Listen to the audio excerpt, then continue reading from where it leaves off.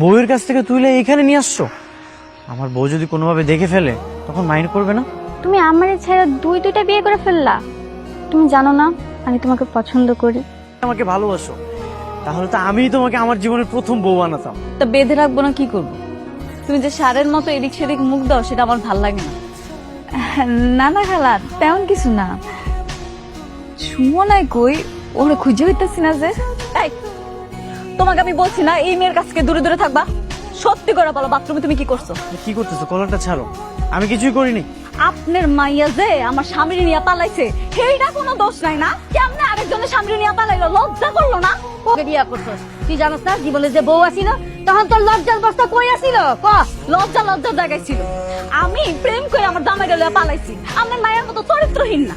আরে বাবা রে বাবা, আমি এই বাড়ি থেকে যাই গিয়া, এরপরে আপনি শুনে কেন আর আমার জামাইয়ের লগে বিয়াটা দিয়া দেন।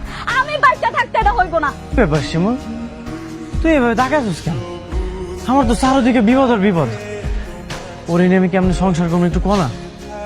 আরে তো প্যারা নেওয়ার কি আছে? শোনো নাকি, তুমি বলো, এর চেয়ে ভালো কোনো বুদ্ধি আছে?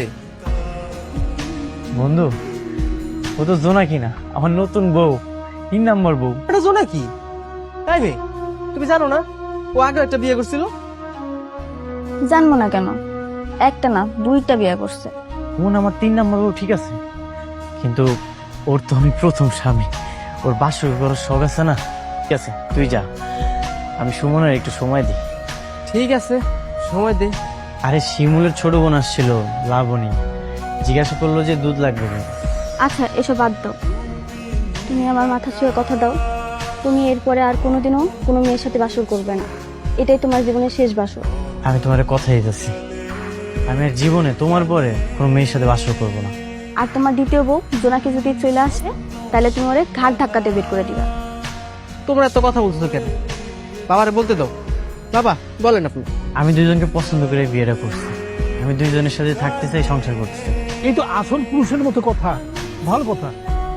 তুমি তোমার দুই বোন নিয়ে থাকো, কিন্তু আমি যাতে কোনো ঝগড়াঝাটি করতে না দেখি, কোনো সমস্যা নাই। আমি হইলাম বড়, সেটাই হবে। আমি তোরে বিয়ে করার অনুমতি দেই নাই।